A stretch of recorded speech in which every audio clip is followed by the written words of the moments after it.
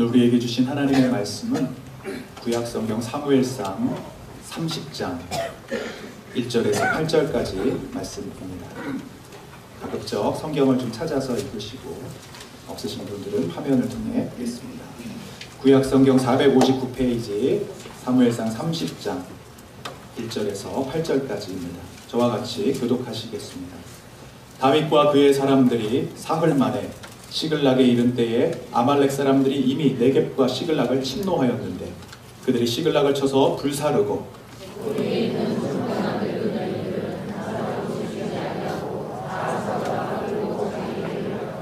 다윗과 그의 사람들이 성읍에 이르러 본즉 성읍이 불탔고 자기들의 아내와 자녀들이 사로잡혔는지라.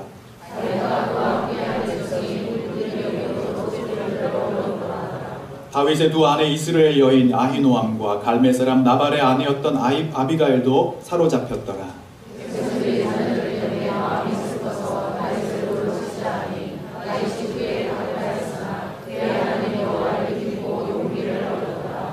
다윗이 아히멜렉의 아들 제사장 아비아달에게 이르되 원하건대 에봇을 내게로 가져오라.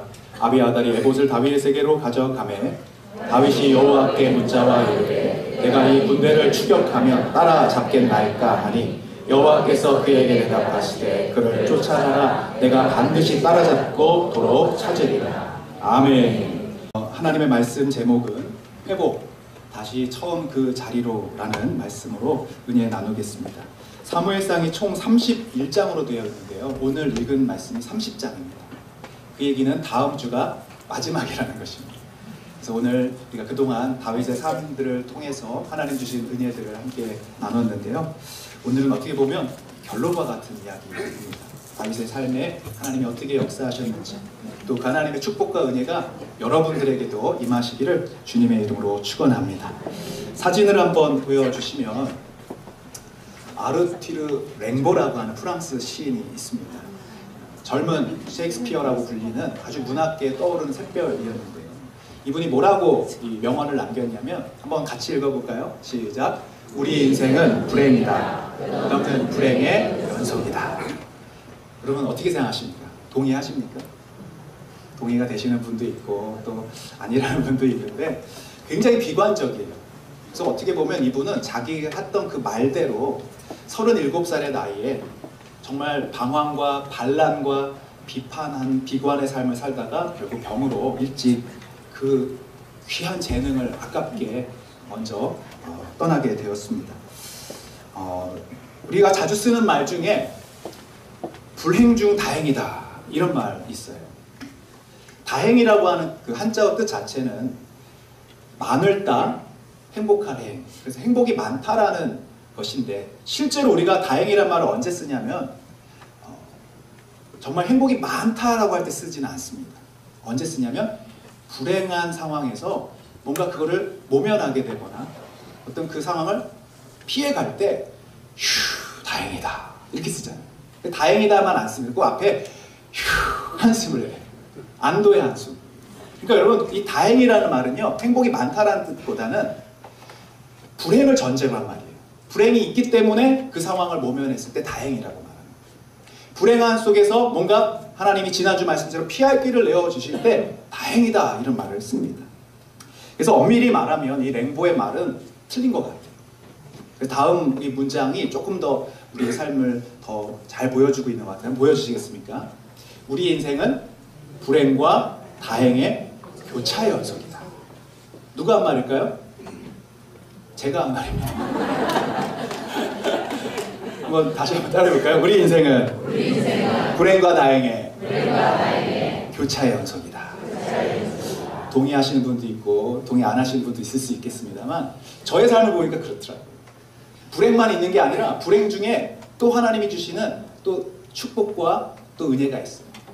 그리고 그 다행 가운데 그것만 있는 게 아니라 또 어느 날 보면은 또 고난이 와요. 또 위기가 와요. 근데 우리의 삶의 포커스가 불행에만 있으면 아까 그 아르투르 랭보처럼 야 우리는 불행의 연속이다. 불행이 끝이 없다 이렇게 할 수 있겠습니다만 믿는 사람들은요 이 불행 속에서도 하나님이 주실 그 다행을 기대하고 그 피할 길을 기대하고 그 축복을 바라봐야 될 줄로 믿습니다. 다윗의 삶을 살펴보고 있습니다만 어떤 의미에서 다윗의 삶도 불행의 연속이에요. 그런데 또 그것만 있는 것이 아니라 하나님이 도와주시는 다행의 삶도 있는 것이에요. 지금 다윗은 사울의 추격을 피해 어느 나라로 도망갔습니까? 블레셋이라고 하는 쪽으로 도망갔어요. 근데 다행히도 블레셋의 왕 아기스는 그를 망명을 받아주었습니다. 그리고 시글락이라는 곳에서 살 수 있도록 도와주었어요. 다행이죠. 그런데 그게 어떻게 보면 또 불행이었습니다. 다윗은 그 블레셋에 머무는 1년 4개월 동안 단 한 번도 하나님을 예배했다라는 말이 없어요. 시편의 사람, 찬양의 사람, 기도의 사람이었던 다윗이 하나님과의 관계가 단절되고 있어요. 그리고 그는 긍휼의 사람이었고 자비의 사람이었고 사랑이 넘치는 사람이었는데 그 1년 4개월 동안 블레셋에서 여러 족속들을 약탈하는 약탈자의 삶을 살았어요. 자신의 정체가 탄로날까봐 사람들을 죽이고 진멸하면서 그들에게 모든 것을 빼앗아 버리는 무서운 사람이 되었습니다. 그것은 어떻게 보면 불행이죠. 그리고 그에게는 더 피할 수 없는 막다른 골목에 이르게 되는데 지난주에 살펴본 대로 블레셋과 이스라엘의 전투가 일어나는 겁니다. 자기가 아기스 왕에 대한 충성을 증명해 보려면 그 전쟁에 나가서 사랑하는 조국과 싸워야 되는 거예요. 자기 형제들을 죽여야 되는 거예요. 그런데 그것을 피하려면 이제 의심을 받고 어떻게 보면 자기에게 큰 위기가 닥치는 진퇴양난의 상황이 놓였습니다. 이것은 불행이죠. 또 불행 중 다행으로 지난주 살펴봤던 대로 블레셋의 장군들이 갑자기 제안을 합니다. 다윗을 내보내지 맙시다. 다윗이 우리에게 돌변해서 적이 되면 어떡합니까? 하면서 다윗이 전쟁에 안 나가도 되는 상황으로 하나님이 모면케 하셨습니다. 불행 중 다행이죠. 가슴을 쓸어내리면서 휴 살았다 하고 시글락이라는 자기가 살고 있는 동네에 돌아왔습니다. 그런데 다윗의 인생에서 다윗의 인생에서 절망스러운 정말 더 이상 어떤 방법도 없는 그 상황으로 오늘 30장에 큰 불행을 맞이하는 것을 보게 됩니다. 우리 30장 3절과 4절을 한번 읽어보겠습니다. 시작. 다윗과 그의 사람들이 성읍에 이르러 본즉 성읍이 불탔고 자기의 아내와 자녀들이 사로잡혔는지 다윗과 그의 함께한 백성이 울 기력이 없도록 소리를 높여 울었다. 전쟁에 출전했다가 돌아오는 그 3일 동안 어떤 일이 있었냐면 그동안 다윗이 약탈했던 아말렉 족속이 복수를 하려고 그 빈틈을 타고 빈집을 쳐들어옵니다. 다윗도 없고 부하들도 없는 여인들과 자녀들만 남아있는 그 집을 완전히 불태워버리고 소유들을 다 가져가고 심지어는 아내들을 자녀들을 인질로 끌고 가는 상황. 4절에 얼마나 당황하고 얼마나 이 절망스러웠으면 이 부하들과 함께 우는데요. 여러분 군인들입니다. 용사들입니다. 근데 울기 시작합니다. 어느 정도 그러냐면은 더 이상 울 기력이 없어서 소리가 안 나는 거예요. 그런 지금 절망 속에 있는 것입니다. 여러분 혹시 최근에 정말 이렇게 목을 놓아서 울어보신 경험이 있으십니까? 아니 어쩌면 그 울다 지쳐서 목소리도 안 나고 울음도 안 나오는 그런 소울음이라고 하잖아요. 삼키는 울음들을 서러움을 경험해 보셨습니까? 지금 이 다윗이 우는 울음은 답이 없는 겁니다. 완전 절망입니다. 비참함과 억울함과 도대체 어떻게 해야 될지 모르는 상황입니다. 근데 더 절망스러운 것은요. 5절 6절에 보니까요.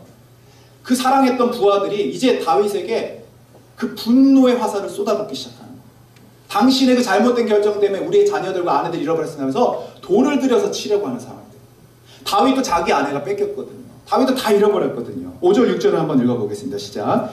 다윗의 두 아내 이스라엘 여인 아인 왕과 갈멜 사람 나발의 아내였던 아비가일도 사로잡혔다.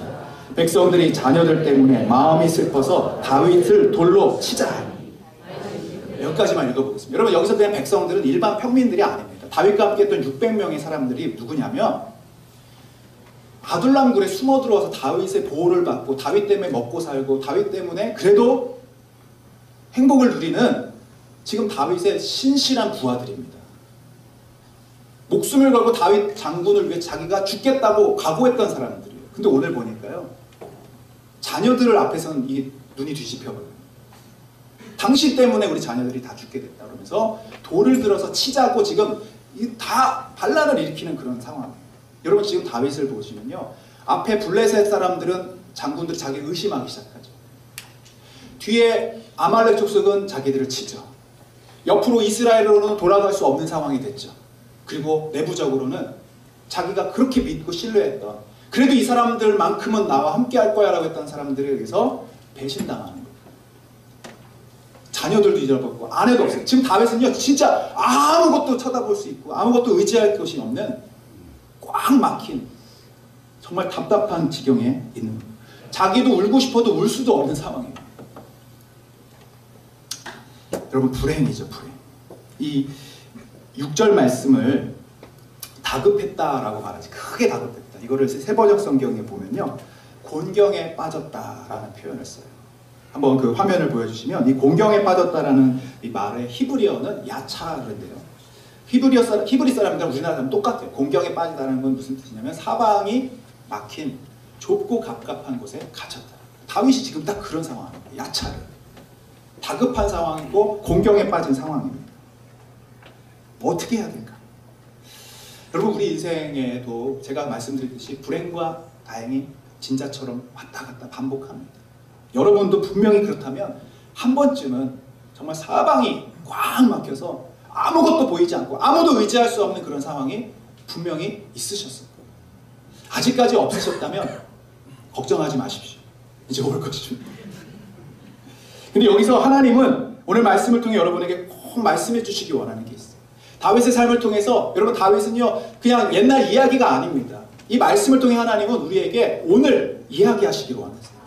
근데 무슨 이야기를 하기를 원하시냐? 하나님은 우리의 인생 앞에 어떤 문들이 다 막혀 있을 때는 하나님 반드시 새로운 문을 준비하고 계시더라. 그게 지난주에 말한 비상구였어요. 피할 길이었다는 거예요. 모든 것이 꽉 막힌 이 야차례의 상황에 하나님께서는 새로운 문을 열어주시는데, 그게 오늘 말씀처럼 회복의 문입니다. 회개의 문이고 다시 어디로 돌아갈 수 있는 그 길을 열어주시는데, 오늘 세 가지로 다윗은 이 문을 통해 꽉 막힌 야차례의 상황에서 어떤 길로 돌아가 회복하였는지 그 말씀을 함께 나누려고 합니다. 첫 번째, 우리가 돌아가야 할 그 길은 바로 하나님만 의지했던 그 길입니다. 꽉 막힌 그곳에 하나님이 문을 열어주시는데 그 문을 통해 나가면 어떤 길로 가느냐? 하나님만 의지했던 그 첫 자리로 돌아가게 됩니다. 오늘 6절 우리 다시 한번 읽어볼 텐데요. 세번역 성경으로 한번 읽어보겠습니다. 다윗은 큰 공경에 빠졌다. 그러나 다윗은 자기가 믿는 주 하나님을 더욱 굳게 의지하였다. 영어 성경으로 보면 하나님 안에서 그가 힘을 찾았다는 거예요. 능력을 얻었다는 거예요. 할렐루야. 모두가 돌로 치려고 하는, 아무도 의지할 수 없는 그 상황 속에 하나님만을 의지하게 됐다는 거예요. 여러분 다윗은 그동안 블레셋 왕을 의지했습니다. 그의 보호를 의지했습니다. 근데 이제 더 이상 그걸 의지할 수가 없게 됐어요. 그동안 다윗은 600명의 용사들을 의지했습니다. 그래도 너네들은 나와 끝까지 할 거지 라고 믿었던 그 사람들이 돌을 들기 시작했어요. 아무것도 의지할 수 없으니 결국 누구를 바라봐야 돼요? 하나님만을 볼 수밖에 없는 거예요. 불행인 줄 알았는데 결국은 그것이 다행의 길로 연결되어서 다시 하나님만 의지했던 그 첫 신앙과 첫 믿음을 회복하게 될 줄로 믿습니다. 혹시 여러분도 그런 기도 드려본 적 있어요? 하나님 도대체 내가 뭘 그렇게 잘못했다고 이렇게 나를 확 막아놓으십니까? 아니 좀 숨구멍이라도 뚫어 놓으셔야지. 피할 길 주신다고 하더니 이렇게 어떻게 저를 꽉 막혀 놓으십니까? 여러분 오늘 이 말씀을 보면요, 그 상황이 왔다라고 하는 거는 이제 주님이 여러분을 회복의 자리로, 주님만 의지할 수 있는 그 길로 인도하시고자 하는 하나님의 초대장임을 믿으시기 바랍니다. 주님이 여러분 초대장을 보내신 거예요. 여러분 초대장을 받았는데 하나님께 받는 초대장을 보고 괴로워하는 분 있으십니까? 여러분 꽉 막혔다는 이 야차르의 상황은 주님이 나만 의지하라라고 이제 말씀하시는 거예요. 그 주님의 음성을 들을 때 내게 능력 주시는 자 안에서 내가 모든 것을 할 수 있다라는 사도 바울의 고백처럼 내게 능력 주신 자가 누군지를 알게 되는 놀라운 은혜가 있게 될 줄로 믿습니다.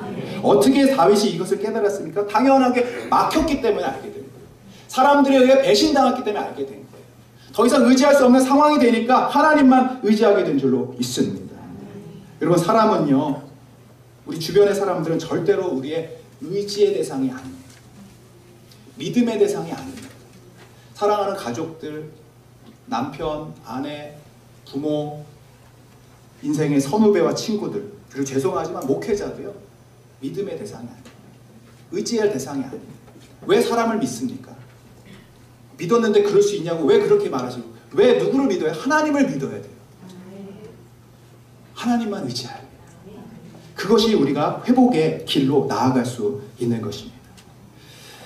지금 하나님이 여러분에게 모든 것이 막혀 있다고 그런 마음을 주시고, 그 자리는 바로 하나님께만 나아가는, 하나님만 의지하시는 그런, 그래서 하나님 안에서 힘을 얻으시고 하나님 안에서 용기를 얻으신 여러분 되시기를 축복합니다. 두 번째, 다윗이 돌아갔던 그 자리는요, 그 사방이 막힌 그곳에서 다윗은 기도하는 그 자리로 돌아갔어요. 다윗은 원래 기도의 사람이었지 않습니까? 목동으로 양을 칠 때 항상 하나님께 기도하고 예배하고 하나님께 질문하고 묻고 그랬던 사람인데요, 블레셋에 있는 1년 4개월 동안 그는 기도했다는 얘기가 없어요. 자기의 생각 속에 사로잡혀서 스스로 결단하고 결정했다 보니 결국 막힌 그 골목으로 들어가는 것입니다. 근데 하나님은 오히려 그 야차례 상황에서 기도의 자리로 인도하시는 분을 열어주신 것입니다.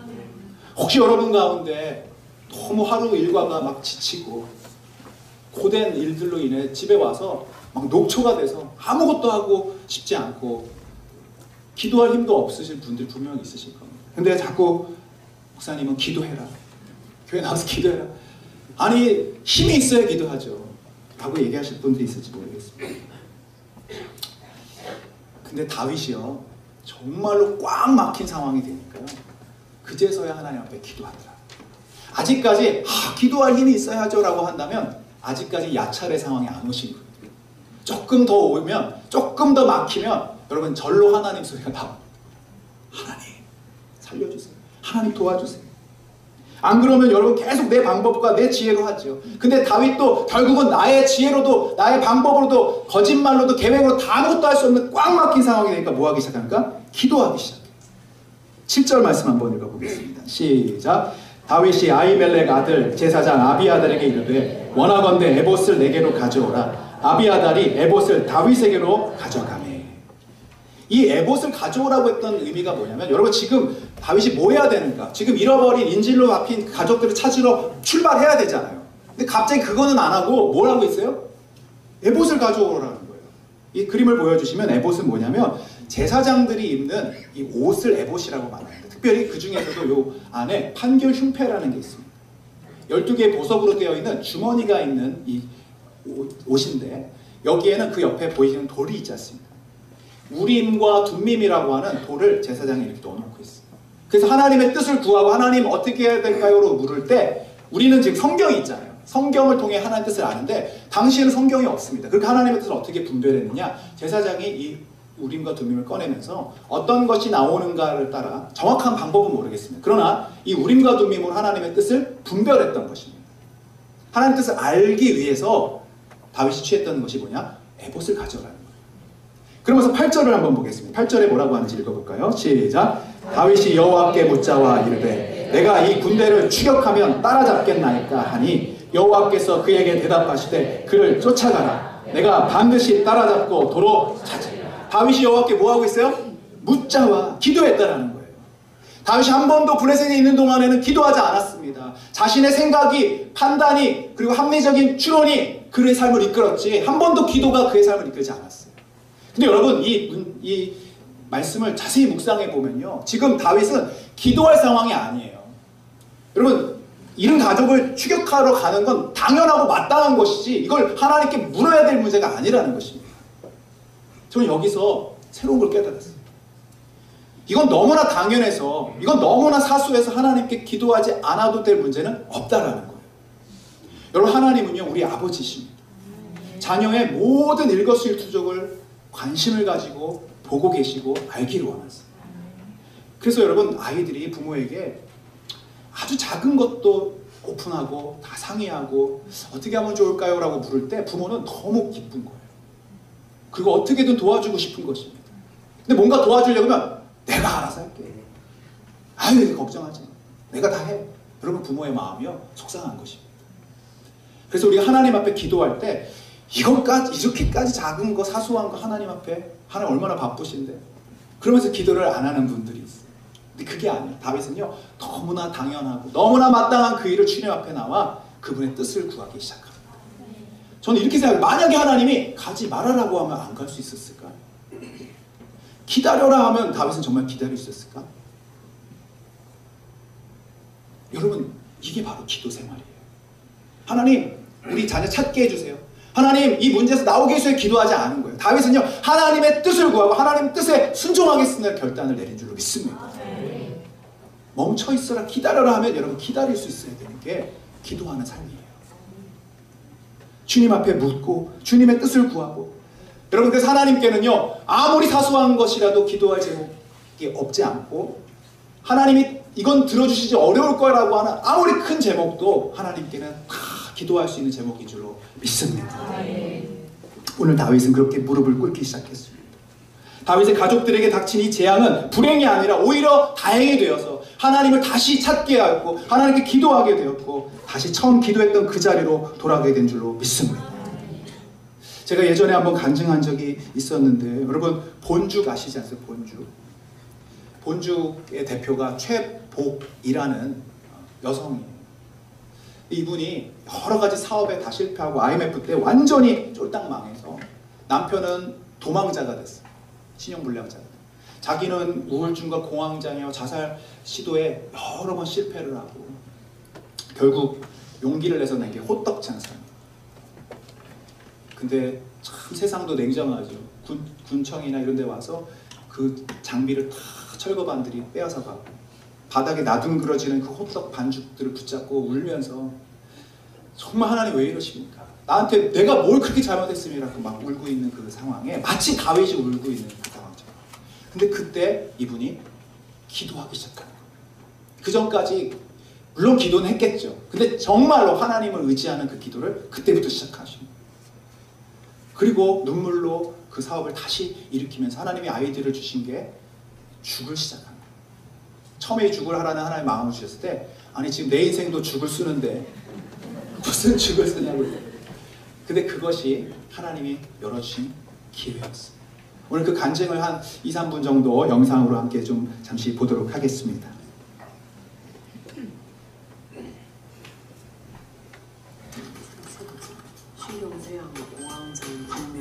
소리 좀 많이 크게. 매일 포기하고 싶었어요. 저는 지금도 제가 낯설어요. 끝도 없이 넘어지고 다시 일어나고 하는 게 반복되었는데 그때는 넘어지면 오래 걸렸다는 거예요. 일어나는데. 근데 지금은 넘어지면 바로 일어나요. 그 힘은 주님을 붙잡고 있다는 거죠. 기도하고 있다는 거예요.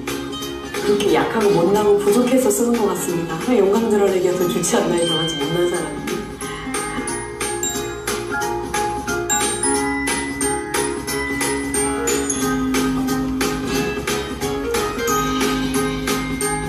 저는 넘어져 볼 때는 넘어져 본 본죽 최고비 대표입니다.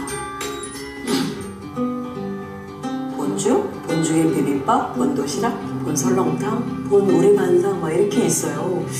매장이 1,700개가 넘는 걸로 알고 있습니다. 가난했어요, 둘 다. 100에 5만 원짜리 월세부터 시작을 했는데요. 출판사부터 학습지회사, 통신 판매업, 인삼 제조 판매업, 순식물성 화장품 대리점 본사도 있었고 근데 그게 잘 안 돼요. IMF가 터져요. 제가 연쇄부도를 일으키고 신용불량자, 빚쟁이 막 이런 남편 수영기로 도망다니고 피해 다니고 저는 정신과 병원을 앓기 시작했죠. 자살 충동도 많이 하고 아 진짜 어떻게 살아야 되나 하루가 너무너무 길고 힘든 거예요. 그냥 이렇게 이제 끝나는 건가 그 절망감이 저는 많이 괴롭혔어요. 호떡장사 시작했어요. 포장마차 하나 전 재산이었어요. 그때 당시 단축하면서 이제 기도하면서 하는 거예요. 하나님 오늘 이거 다 팔게 해주세요. 그게 무릎경이 그때 시작해요. 제 힘으로 안 되는 거 알았기 때문에 포장마차를 막 뺏기는 거예요. 단속반한테 나 내동댕이 치고 그 포장마차 집어 갔을 때 그 반죽이랑 이렇게 주시면서 뜨거운 눈물도 많이 흘렸습니다. 정말 하나님 다시 한번 기회를 주시면 정말 나눠줄 것을 베푸는 선한 사람들이 되겠다고 회개도 많이 하고 다시 한 번만 기회 달라는 기도 많이 했어요. 그래서 기도문 성경 쓰기 한 노트예요. 이거 쓰면서 울었나 봐요. 얼룩이 막 번져 있는 게 수십 권이죠. 여기도 있지만 집에도 많이 있어요. 하나님을 사랑하는 마음 막 여기다 담았어요. 그리고 이렇게 쓰임 받고 싶어가지고 저는 하나님께 많이 쫄랐던 것 같아요. 응답하실 거라고 생각했어요. 이루어질 것을 믿고 감사드리는, 미리 감사하는, 됐을 줄 믿고 감사드립니다까지 간 거죠. 그 시간이 퍼즐 조각이라면, 제 인생의 퍼즐 조각이라면 의미 없는 시간인 줄 알았어요. 근데 그 시간 안에 배운 그 모든 것들이 본중이라는 브랜드를 만들고 노하우를 만드는 데 다 쓰여요. 우리 눈에는 그 시간이 최악의 시간인데 하나님은 최상의 시간을 만들고 있는 시간이었다는 거죠. 우린 다 넘어지고 실수한다. 그리고 실패하고 낙심하죠. 근데 인생의 작은 고난이나 문제 앞에 인생 전체를 비관하지 마세요. 그 넘어짐은 얼마든지 더 중요한 걸로 바뀔 수 있어요. 고난이 오히려 더 내 인생을 더 성장시키고 성숙시킨다는 것은 굉장히 중요한 하나의 원리라는 걸 저는 깨달았기 때문에 그 고난이 화가 복이 되도록 하시는 주님을 절대 신뢰하시기 바랍니다. 네, 이렇게 역사하신 하나님께 감사의 박수를 올려드리겠습니다. 이분이 그래서 쓰신 책 이름이 무릎경영, 7.8기 무릎경영이라는 책을 쓰셨어요. 무릎으로 뭐 하는 거예요? 경영, 기도한다라는. 그 야차르와 같은 상황에서 무릎 꿇고 그때부터 기도하기 시작해요. 그전에도 기도했죠. 그러나 정말로 하나님께 의지하는 기도의 삶을 시작할 때 하나님이 문을 열어주셨습니다. 이분이 했던 말 중에 방금 들으셨죠? 인생의 퍼즐 조각같이 도대체 이 퍼즐은 무슨 의미가 있을까 했던 그것들이 나중에 돌아보니까 다 하나하나 의미가 있어요. 최악의 상황을 하나님은 최고의 시간으로 바꿔주신 줄로 믿습니다.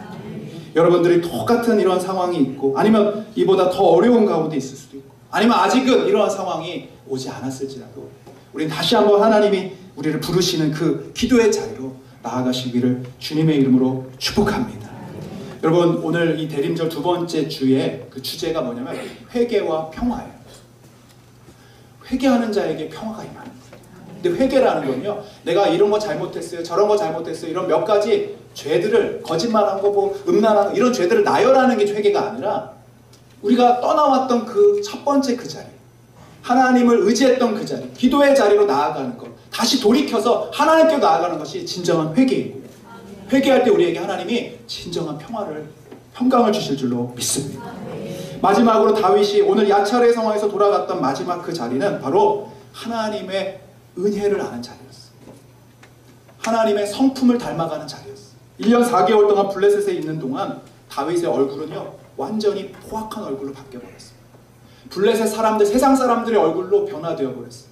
그렇게 인자하고 정이 많고 이 아둘람 공동체에서 모든 사람들을 품었던 이 다윗은요 1년 4개월 동안 먹고 살기 위해서 다른 민족들을 침략하고 자기의 정체가 드러날까봐 그들을 완전히 한 사람도 살려들지 않고 진멸해버리는 아주 잔인한 사륙기계가 되어 있었습니다.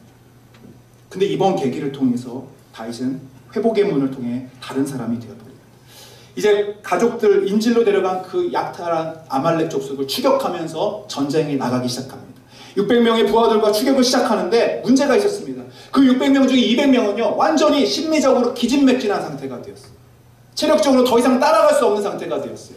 전쟁에 못 나가겠습니다 하고서 낙오자가 되어버린 그 200명을 어떻게 할 것인가, 그 내부에서 회의가 일어났습니다. 어쩔 수 없이 그들을 부솔 시내가라고 하는 곳에 200명을 남겨놓고 나머지 400명과 함께 추격하며 나갑니다. 그 내용이 9절 10절에 나옵니다. 시작. 이에 다윗과 또 그와 함께한 600명이 가서 부솔 시내에 이르러 뒤떨어진 자를 거기 머물게 했으되 곧 피곤하여 부솔 시내를 건너지 못하는 200명을 머물게 하였고 다윗은 400명을 거느리고 쫓아다니라. 그 400명만 데리고 갔는데 마침 갔더니 아말렉 사람들이요 파티를 벌이고 술을 취해 있는 거예요. 전리품들을 나누면서 막 기쁨에 취해 있는 그 상황에서 400명과 용사들이 아말렉을 치고 거기서 모든 인질들을 구출해내는데 성공합니다. 할렐루야. 그런데 여기서 끝나는 게 아니에요. 그 모든 빼앗겼던 물건을 다시 되찾고 가족들을 되찾고 돌아오는 길에 누구를 만나냐면 그 기다렸던 낙오자들 200명을 만나는 거예요. 그런데 문제는 함께 갔던 400명 중에 몇몇 사람들이 절대로 이 사람들에게 우리가 찾았던 이 물건들 나눠주지 맙시다. 사실 그들이 뺏긴 건데 저들은 전쟁에 함께 참여하지 않았으니 그냥 가족들만 돌려주고 물건을 나누면 안 됩니다라고 강하게 항의를 한 거예요. 22절을 한번 읽어보겠습니다. 시작. 다윗과 함께 갔던 자들 중에 악한 자와 불량배들이 다 이르되 그들이 우리와 함께 가지 아니하였은즉 우리가 도로 찾은 물건은 무엇이든지 그들에게 주지 말고 각자의 처자만 데리고 떠나가게 하라 하는지. 여러분, 이들이 말한 말이 일리가 있는 말 아닙니까? 당연히 그 고생한 그 걸음에 함께하지 않았으니까 분명히 그들에게 혜택이 덜 돌아가게 하는 것이 세상의 이치입니다. 그게 합리적인 겁니다. 근데 성경은 이들을 보고 뭐라고 하냐면요, 악하고 불량한 사람이에요. 이건 이해가 되지 않죠. 세상의 방법대로 그대로 했는데 왜 하나님의 기준에서 이들이 악한가? 여러분, 우리가 갖고 있는 이 세상의 가치와 기준들은요, 기브 앤 테이크의 원리로 갖고 있어요. 내가 일한 만큼 받는 것이고 내가 주는 만큼 얻게 되는 것을 세상의 이치로 알고 있어요. 그런데 다윗이 이번 사건을 통해 뭘 경험하게 되냐면요, 23절 24절을 한번 읽어볼게요. 시작. 다윗이 이르되 나의 형제들아 여호와께서 우리를 보호하시고 우리를 치러 온 그 군대를 우리 손에 넘기셨은즉 그가 우리에게 주신 것을 너희가 이같이 못하리라. 이 일에 누가 너희에게 듣겠느냐? 전장에 내려갔던 자의 분깃이나 소유물 곁에 머물렀던 자의 분깃이 동일할지니 같이 분배할 것입니다. 좀 이렇게 이해가 잘 안 되는 말씀을 우리가 조금 더 쉬운 성경 번역으로 보면 23절을 한번 다시 읽어볼게요. 여기서 되게 중요한 단어가 나옵니다. 시작. 그러나 다윗은 그들을 달랬다. 동지들, 주님께서 우리를 지켜주셨고 우리에게 쳐들어온 습격자들을 우리의 손에 넘겨주셨소. 주님께서 우리에게 선물로 주신 것을 가지고 우리가 그렇게 처리해서는 안 돼요. 어떤 단어가 들려오세요? 선물이라는 단어. 여러분, 내가 내 노력으로 찾아가서 내 힘과 내 무력으로 그들을 뺏어왔다고 생각하면 당연히 기브 앤 테이크의 원리입니다. 그러나 이 전쟁에서 하나님이 이 약탈자들을 승리하게 하셨고 다시 이 모든 것을 찾아오게 하신 것은 하나님의 선물이었다는 겁니다. 선물이라는 단어와 여러분 헬라어로 은혜라는 단어, 카리스라는 단어가 똑같습니다. 하나님의 은혜를 아는 사람들은요, 우리의 마음이 넉넉해지고 그 선물을 나누게 되어 있습니다. 나도 받은 건데 이건 내 거야 라는 그 집착과 소유욕으로 가득 차 있다면 선물 준 사람의 의도가 그것이 아니라는 것입니다. 하나님은 우리에게 선물을 주셨을 때 그 선물을 나누라고 주신 거예요. 다윗은 그 전까지는 1년 4개월 동안 어떻게든 약탈해서 뺏어서 내 소유를 찾을까에 대한 몰두만 했을 때는요, 포악한 사람이 됐어요. 잔인한 사람이 됐어요. 세상의 기준으로 보면 평범한 사람이지만 하나님의 기준에 볼 때는 악한 자가 되었어요. 이기적인 사람이 됐어요. 그러나 이번 사건을 겪고 야찰의 성에서 공경을 겪고 나서 정말 하나님의 은혜가 뭔지를 깨닫고 하나님의 도우심을 알고 나서는 그것이 선물같이 느껴지기 시작합니다. 나의 삶의 하루하루가 선물이었구나. 아니, 내가 잃어버린 가족들도 결국은 선물이었고 이 나에게 배반하고 돌을 치려고 하는 이 부하들도 선물이구나. 다 선물같이 느껴지니까 마음이 따뜻해지기 시작합니다. 나누기 시작하는 거. 21절에 보면 이 다윗의 변화된 마음이 그 단어에서 나오면 21절도 한번 읽어보겠습니다. 시작. 다윗이 부솔개울 가까이에 이르니 전에 다윗을 따라갈 수 없을 만큼 지쳐서 그곳에 남아있던 나고자 200명이 나와서 다윗을 환영하고 다윗과 함께 오는 군인들도 환영하였다. 다윗도 그 군인들에게 가까이 나아가 따뜻하게 문안했다. 우리 아까 우리 방영 집사님이 기도를 해주시는데 제 마음이 얼마나 감동이 되는지. 우리 교회 많은 분들이 이렇게 오고 계시는데 이분들이 어떤 기대를 갖고 우리 교회 문을 열까? 정말 위로받고 상처 입은 마음 씻음받고 또 하나님의 은혜를 알려고 오는데요, 우리 먼저 계신 우리 성도님들이 그 하나님의 은혜를 먼저 누리고 하나님의 선물 가운데 풍성해져서 그분들을 정말 따뜻하게 문안하고 맞아줄 수 있는 그런 따뜻함의 공동체, 그것이 하나님 우리에게 원하시는 삶인 줄로 믿습니다. 물론 성격적으로 원래 따뜻한 분들이 좀 계시는데 그런 것이 아니라 정말 하나님의 은혜를 날마다 누리고 그 선물 같은 사람들을 통해 우리가 그렇게 나눌 수 있다면, 그렇게 환대할 수 있다면 여러분, 하나님이 우리 모두를 그렇게 다윗처럼 사용하실 줄로 믿습니다. 요즘 그런 얘기들 많이 하잖아요. 나 한 사람 살기도 정말 세상 팍팍하고 힘든데 누구를 신경 쓰고 누구를 돌보란 말입니까? 여러분, 팍팍하다라는 게 무슨 뜻입니까? 내가 앞뒤가 꽉 막혔다는 뜻이에요. 모든 게 내 뜻대로 안 되고 내 힘으로 안 되고 내 마음대로 들어주는 사람이 아무도 없을 때 우리는 팍팍하다고 표현을 하지 않습니까? 그게 뭡니까? 야차로라는 뜻이에요. 야차로. 내 삶이 팍팍하면 팍팍할수록 우리는 주님의 그 자리로 나아가셔야 돼요. 주님의 성품을 닮아가는 그 자리로 나아가는 거예요. 팍팍하니까 더 괴팍해지고 팍팍하니까 더 마음을 가두는 것이 아니라 하나님의 그 자리로 나아가서, 기도의 자리로 나가서 하나님만 의지하고 하나님의 성품을 닮으면 여러분 안에 정말 하나님의 그 사랑이 흘러가게 되면서 놀라운 은혜를 경험하게 될 줄로 믿습니다. 오늘 30장은 이 31장 사무엘상의 결론입니다. 다윗은 오늘로 모든 시험이 끝나버립니다. 다시 이스라엘로 돌아가서 그는 왕이 됩니다. 마지막 시험이었어요.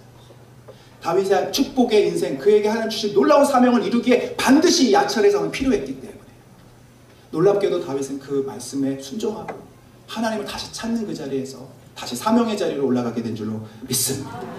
여러분, 지난 2024년 한번 돌아보시죠. 이제 한 2, 3주 남겨놓고 있는, 정말 내 인생 왜 이렇게 팍팍하고 공경에 처하고 모든 사람도 믿을 만한 사람이 하나 없고 모든 것들이 불행처럼 느껴진다면 여러분, 이제는 다행히 올 시간입니다.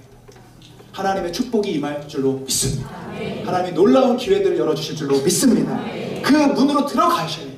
그 하나님의 만남의 첫 자리로 나아가셔야 돼요. 그 자리가 어디입니까? 하나님만을 의지하는 자리고 기도하는 자리고 또 하나님의 선물을 누리는 자리인 줄로 믿습니다. 그럴 때 우리의 이 최악의 시간이 최고의 시간으로, 이 퍼즐같이 이해할 수 없는 퍼즐이 결국 맞춰졌을 때 아, 이것이었구나 깨닫게 되는 놀라운 2025년이 우리를 위해 기다릴 줄로 믿습니다. 기도하겠습니다. 하나님 아버지, 감사합니다. 오늘 이 말씀을 통해 3500년 전에 어떤 옛날 이야기의 속에 주인공의 이야기가 아니라 이것을 통해 우리에게 지금도 생생하게 우리의 가슴을 두드리며 말씀하시는 주님의 음성을 듣게 하여 주옵소서. 분명히 이곳에 야찰의 상황을 겪고 있는 분이 있을 줄로 압니다. 하나님, 절대로 낙심하지 않게 하시고 제복이 대표처럼 넘어질 대로 넘어져 보았다는 그 고백 속에 하나님 앞에 무릎으로 노트를 쓰며 눈물로 기도하며 무릎으로 경영하며 일어날 수 있는 새 힘과 능력을 허락하여 주옵소서. 지금까지 사람을 의지하고 사람을 믿었다면 이젠 하나님을 믿고 하나님께 신뢰하는 우리들 되게 하여 주옵소서. 우리 교회가 특별히 따뜻한 공동체 되게 하여 주옵소서. 우리의 주어진 선물들과 은혜들을 나누어 흘려 보낼 수 있는 축복의 통로가 되게 하여 주옵소서. 감사하며 예수님의 이름으로 기도하옵나이다. 아멘.